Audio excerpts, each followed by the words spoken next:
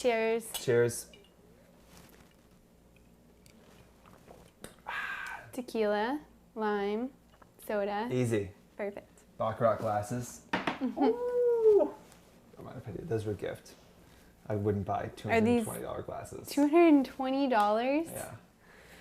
Whew. You know me. You know me in my glassware. Very into it. All right. Welcome to Drink with James. Episode, I don't know because Tim's not here.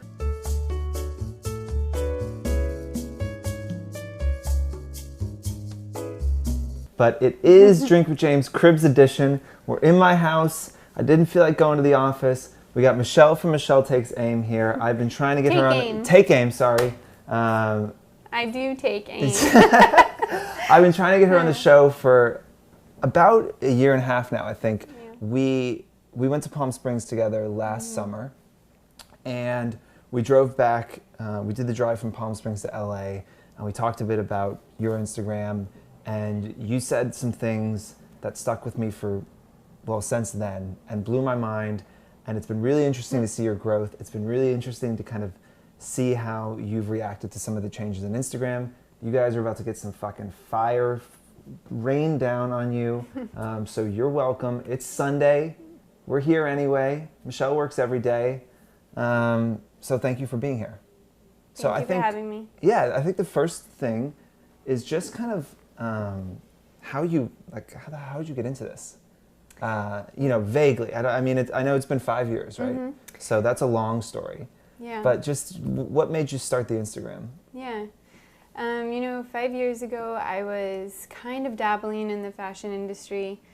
I was working in wholesale. I was making jewelry, running a small business, and I came to a point in my life where I had to kind of make a decision of what I really wanted to do moving forward. I'm a college dropout, which is kind of a weird thing to say, but I never finished college.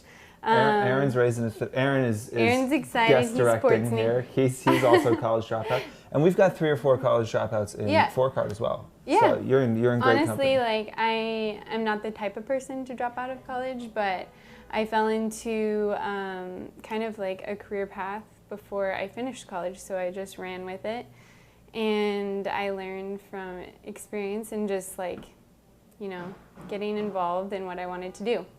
So I was at a point in my life where I was moving on from the wholesale design job that I had, and decided, it was at this point I'd been following a few bloggers for like a couple of months and was so inspired by this world of like following someone and feeling like I knew them, and also loving fashion. It was just like an exciting idea for me to do something, and I felt I could, but at that point, I'd been to school for like pre-med in physics, which I wouldn't say was necessarily my parents' choice for me, but they were like, you're smart, you know math and science, you should do something like that. So I went and interned at a hospital. It just wasn't a right fit for me. And then I fell into kind of like this wholesale sales, managing, and while I felt like those were things that I did well and thrived in, I'd really just never figured out what was my passion. So while I was in this place of figuring out what I wanted to do with my future, I realized that following these bloggers was something that was really exciting to me. So that's why I called my blog Take Aim, because for me, I was scared to do it. Mm-hmm. And you worry about failing, you worry about what other people will think of you. And so I just decided to take aim and do something that I was scared of. That's wild. Was that hard? Was it a very difficult choice to leave school? Going on this starting down this very traditional path, mm-hmm. Into something unknown. Was that a tough call, or were you like, this is what I need to do? It wasn't for me because I think I was in a time of my life where I wanted to rebel in little ways. I didn't feel like I had to do things a really specific way, and I think in the back of my mind I was always like, I can go back to school. Right. But I felt confident enough that I'll always have something that I can do or some way to like excel. Yeah. I mean, I would just say that doesn't feel like a little way to rebel. Like, I wore like red skinny jeans. That felt like kind of rebelling in a little way. Dropping out of school is like, that's a big one. So it didn't really feel like college dropout. It was like a pause. It felt like I'm making money doing something. I'm Right. learning. So I'm going to do this until things change. There we go. Yeah. So moving into the world of Instagram, when did you started your Instagram about 5 years ago? Yeah. And were you like very quickly, cool, I'm going to kind of take this moderately seriously and publish photos fairly often? Or was it just, did it take a while to kind of get going for you? So this is an interesting, I think I'm different than a lot of bloggers in this way, where I saw that I was following people. I think I saw the market, and while maybe my original motivation was like, I want to curate content, I want to take photos, I want to get free clothes, like those are all the things about blogging that you look at immediately. I knew from the beginning, like, I want this to be a career. I want to be able to make money. I want to work with brands. So from the beginning, I've always looked at it in a strategy way. Right. Like, I want to create something beautiful, and I am passionate about it, but there's also this business side of me that has always been a part of who I am, and I knew that if I were going to do it, I wanted it to be a business. Well, cheers. I mean, it worked. Yeah, that's nice. I'm really grateful. When I started, it took me an entire year to get 3,500 followers on Instagram, which is crazy. Write that down, people. I get influencers email me all the time being like, I watch your show, I'm 6 months in, I've got 5,000 followers, should I just shut it down? Like, I'm so frustrated. I'm like, whoa, no, you guys, this takes a long time. I get people that email me and stuff, and it's like, it takes so much work, it takes time, and like being patient and stuff. So it took me 2 years to get to 10K. Wow. And like, honestly, I think like at a year, when I was at 3,500, I was like, will I ever get to 10K? I don't know. Like, I hope so. Yeah. I think that would be cool. But like, for me in that place, I was like, that was success to me. Yeah. To like get to 10K and like feel like, Totally. I mean, it still is a big deal, but like, it is. It's eclipsed obviously by what are you at 401 now, I think. Yep. Okay. Congratulations. Just hit 400K. Congratulations. Thank you. That's a big one. Thanks. So, you said that you kind of always had a strategy with this. When you were starting out, when you were at 3,500, 10K, were you trying new things? Were you, I was telling you that I went through years of your feed before you came over, and you can see it shift. You can almost see you be like, ooh, I'm going to try the like minimalist black and white thing. And then it's like, I'm going to try the like one color for a while thing. Like, you can see your feed change, and you can almost see you trying new things. Is that me projecting, or were you trying out new strategies all the time? Yeah, I mean, which I think is okay. I think it's okay for you to experiment and not let yourself be stuck in one place and say that you're one kind of person. Because naturally, as bloggers, we're not like a brand where we have to be some defined person or aesthetic. Like, I'm experiencing life every day and changing every day, so it's okay that, things ebb and flow. But for me, I didn't start this as a photographer. I know when I see things that I like, but really I felt like this pressure when I started blogging that I need to be, my entire feed needs to be all matching and aesthetically pleasing, and my grid needs to look like a lookbook of some kind. And I think that, there's still people that kind of do Instagram that way, and like, props to them, because it is, a daily struggle to get your feed to look perfect. Especially as you start traveling and stuff, like, to have that consistency is crazy. And to always have, because, being on the other side of the camera, I am somewhat dependent on the person that is helping me with my photos. But I do edit everything on my own. So let's see, when I first started in the first few years, like my focus was to become a good photographer, to capture those like in between moments of like, you know, coffee in the morning with your, everything's perfect, you know.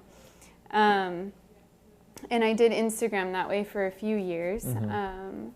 And it kind of just like hit me, I want to say like maybe 2 years ago, when all of the, you know, Instagram was at this beautiful place where like there were so many different ways where you could connect and grow, and you know, I think a lot of us know all those little tricks. There were like hashtags, explore page, comments, upping your engagement.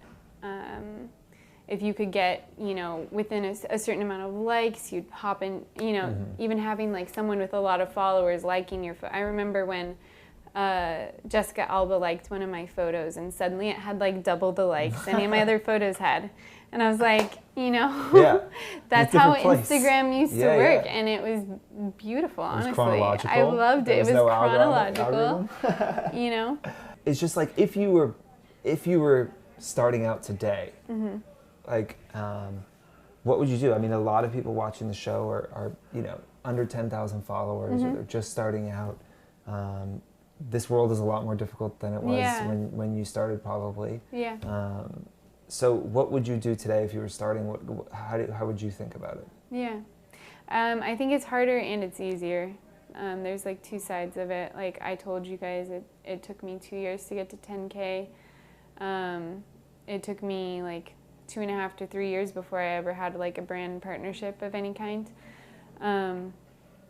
But I do think like the complete story of it is that Instagram, while I experienced this like amazing time of growth and stuff.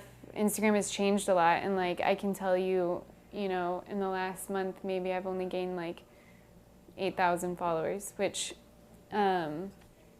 is just because of how the algorithm works now. And I don't know if Instagram is like maybe they're consistently cleaning. But it is harder now. Like, it's not like you can use these same tools that I did during that period of time to grow. But at the same time, I think taking photos in the way that's relatable will only help you. At least for Instagram. I mean, I keep my website separate, and I throw in a lot of like other photography in there because that's what the platform is meant for. So if you look at Instagram as a way to connect with people in a real way, in real time, another great thing that the Facebook workshop they talked about is that the most important things to focus on, she said, you know, if you look at your Explore page, the first thing you see is the live, and then you see stories, and then you see video, and then you see photos. She said look at it in that way, like lives, stories, like videos within your feed, and then photos. So I think the best thing that you can do is kind of focus on how you can be incorporating video in real time into your feed, and taking photos from, you know, if you're able to get around it, like use your iPhone for photos. I think people really appreciate feeling like you're a real person. And I still do think it's really helpful to be on the app, engaging with other people. I know a lot of people use like pods for comments. I don't know if that's helpful or not anymore, but respond to your followers. Like let that mean something to you, because I think if you're not connecting with the people that are reaching out to you, then you'll just easily lose them. I mean, think about how many people are unfollowing you every day and how you can like maintain some of the, like I try to respond to almost every comment, if not like heart them. I try to respond to all my DMs, comments on YouTube, comments on my blog. Like, people are following you because they want to connect to you. So I think that like connection is just like the over-encompassing word, is to just like find a way to connect through something that's digital. So then 2 years ago, you were saying that maybe you kind of started to change some behavior. Yeah. So it was about 2 years ago that I started using Iconosquare, and if you haven't heard of it, it's not. It was a game changer for me back then. I still use it to kind of like track my growth and posting times, but it would tell me like exactly what time of day I was getting the highest average likes on my photos, which when things were chronological, that was like a huge deal. And I also use it just to, track how many people are following and unfollowing me every day, which the reality is like, I think that I lose like 500 to 800 followers a day, which is crazy, you know? Yeah. But at the same time, really it's important. like, as long as you're gaining that many, you're Right. still increasing. But I think it's important to point out, and it's just, again, I think the new, like, Instagram is a different place now. Like, influencers who are growing on top of a huge amount of followers that they're losing every day. You know, it's about, if you're losing 500, trying to gain 800 a day, right? Yeah. Knowing that tomorrow you're losing 500 more. Yeah, and you can't take it personally. Like, Right. it doesn't bother me because really, like, when people follow you on a whim, they don't know who you are. Everyone's trying to declutter their lives, declutter their feed. So that's just the reality of it. But hopefully the photos that you're posting each day are helping you exceed the amount that you're losing. Right. So you're using Iconosquare. You see all this data. Yes. So I realized that the photos that I was posting of myself were getting double, if not more than double likes than the photos, my in-between photos that were like curating my feed that I felt that I needed so badly. So if you look at my Instagram now, you will see only photos that have me in them, which I think most people might right off the bat think, that's one, maybe that's an ugly feed, or two, that's very vain, or boring, or whatever. I mean, I've seen comments on some of my photos from random strangers saying, like, why is anyone following this feed? It's just a girl doing nothing in a photo every single time. And I wrote this. First of all, fuck you. I wrote this guy back, actually, and I told him something along the lines of, I totally understand that this might not be interesting to you personally, but I'm really just trying to connect with my followers. And if you think about how Instagram works, there's so many users, there's so many beautiful photos. Like, you're never going to have the most beautiful photo, but what you can have with someone is a connection. And so if someone is following you on Instagram, I really think that they're looking for some type of connection or inspiration, but what's going to keep them following you is feeling like they know you, or they're a part of what you're doing, or can get involved in some way. So I just feel that the best way for me to share myself is to be out there in front of the photo, and on top of it, it just ends up that it works way better than, me showing you what coffee I'm drinking. So. Right, and I want to talk about kind of just what that change did for you. Yeah. But it's really interesting, I think, because like when you started doing that, people just weren't, really nobody was doing that. It was all about the feed. It was all about a curated feed. It was all about, And at that time, Instagram was suggesting people. Right. The Instagram suggestion, which they were only suggesting people that had this curated grid. It was all about your in-between photos, your lights, your edits. Right.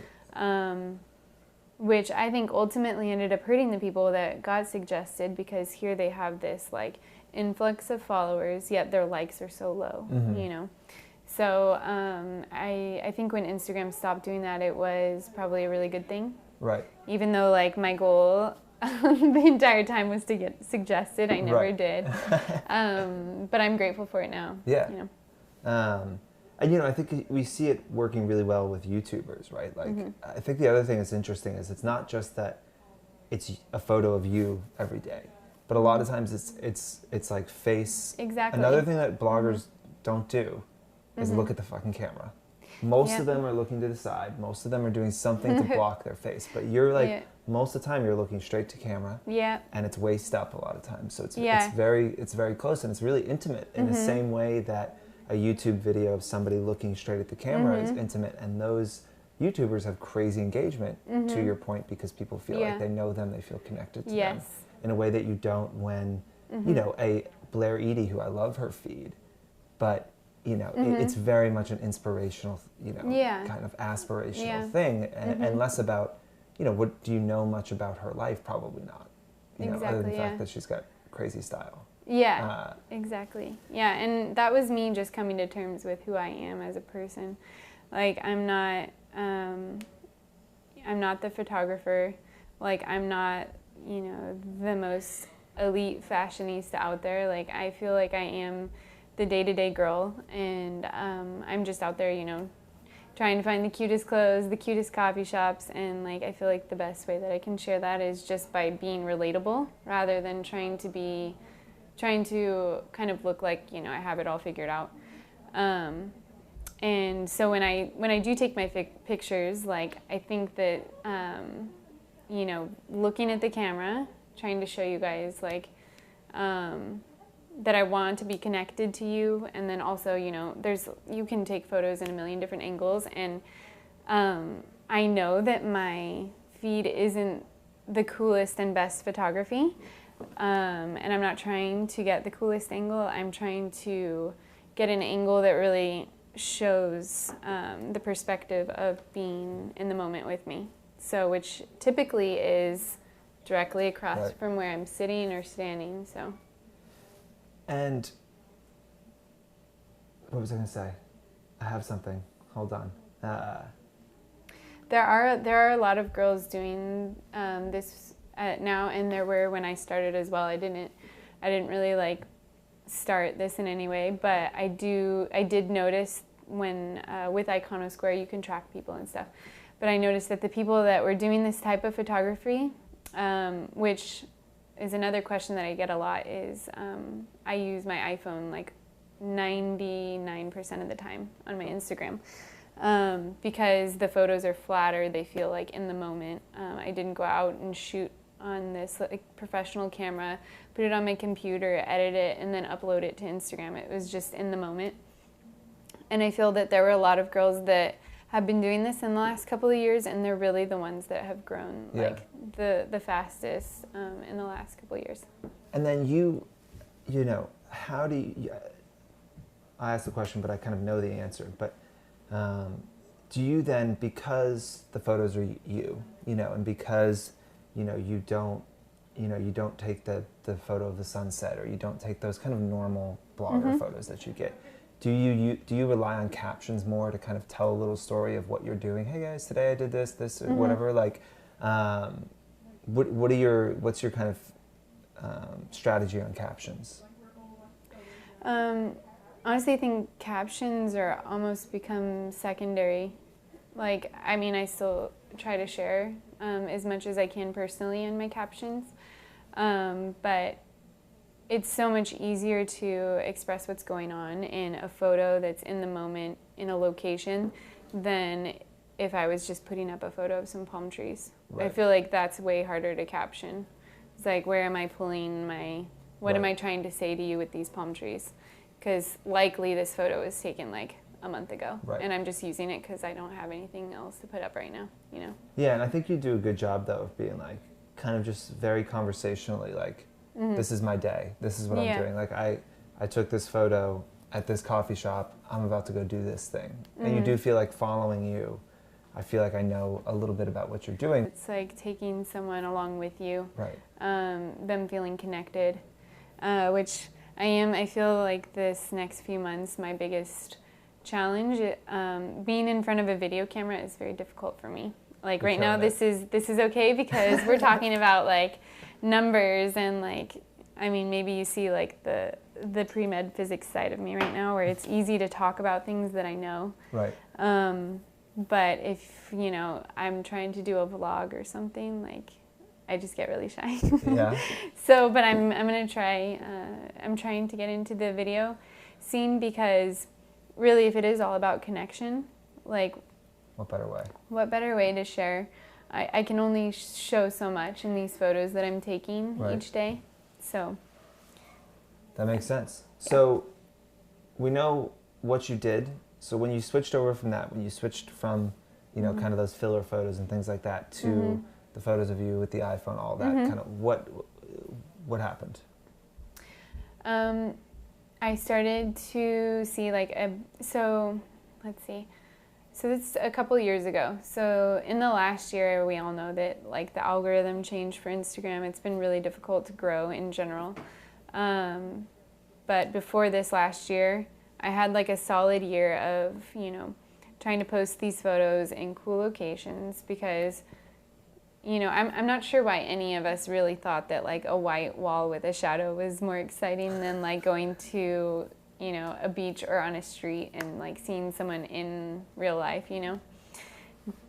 But I got away from the white walls and started taking photos on the street or with a view, and started to see my likes just spike, especially at that time when things were chronological and you could get to an explore page really easily.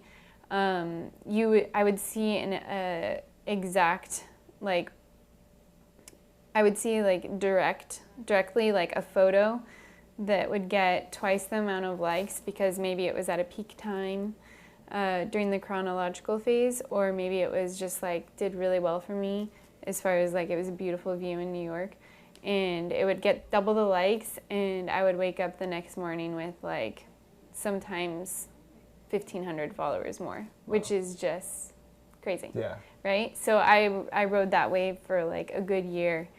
I think that I went from like 100K to 300K within a year. Wow.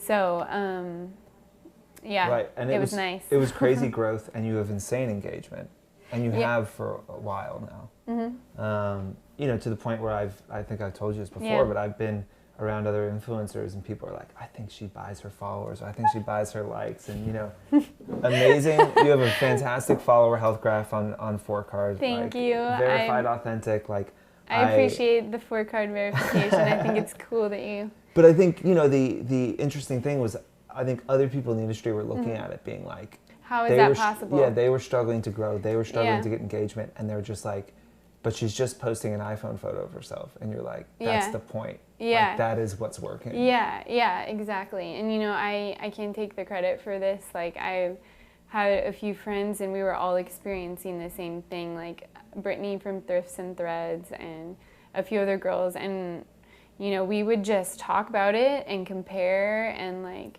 you know, it was a good like year period where we were just learning from one another, learning what worked and what didn't work. We would like all have a bad night on the same night and just like chalked it up to like the Instagram algorithm, or we'd all have an amazing night one night.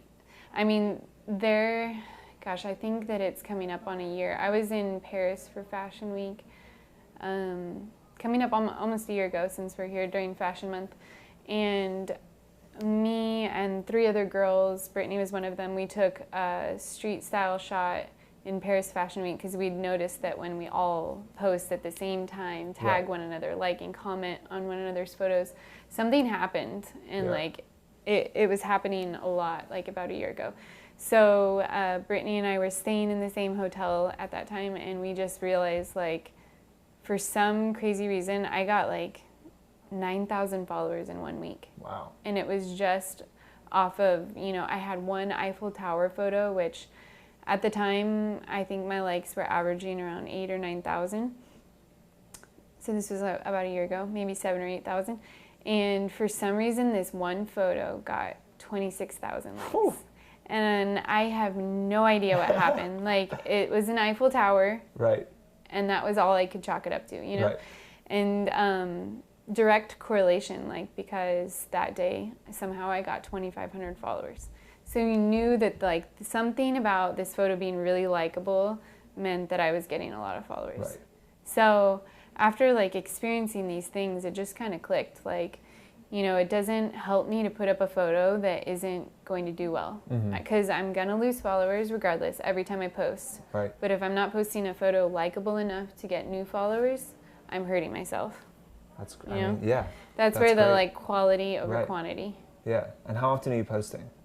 So that's another really big topic, because I do see girls that are still posting, you know, especially during Fashion Month, maybe like 8 or 9 times a day. Yeah. Which on top of that feels being like a lot. on top of that being a lot of work, because things aren't chronological, you could be posting up. You could be showing up in people's feeds maybe 3 or 4 photos in a row. Right. I've seen that where, like, you know, anything within the last 48 hours is kind of up for grabs. Which I know because I went to a Facebook workshop where they explained like this new way, instead of chronological, they call it a what were they calling it? Something like a, I'm blanking on it. Well, anyway, so the way that they do it, they disperse photos over a 48-hour time period. So the people following you, if they're up on their feed and they're like actually looking at Instagram, it could be up to 48 hours before they actually see your photo in their feed. It's crazy. Yeah, it's really crazy.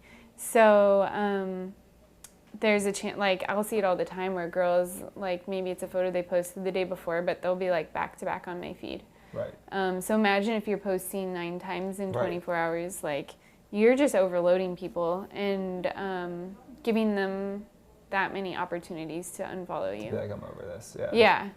So, you know, in this Facebook workshop, they also said like you don't need to post more than once a day.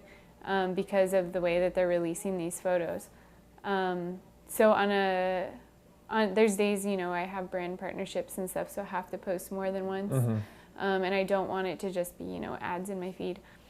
And there's times where I just want to like, I do try to be in real time as much as possible, because I think that when your stories correlate with your photos, like people are getting a real experience. Yeah. You know? Yeah, I mean, I feel like that like, there was influencers, and I think Stories has cut down on it, that were like a week behind sometimes. Yeah. You know, they were posting like, oh, like, you know, so nice waking up in New York, but like you knew they were in Sydney. It was just like, what is that's weird. And you know, like we get that maybe the consumer does understand like it's not all real time. There's, you know, we have to pre-shoot in some areas, but I think on the other end of it, it just takes away from the experience of feeling like connected and like you're actually keeping up with someone's day when they know that like you're regularly like not in real time.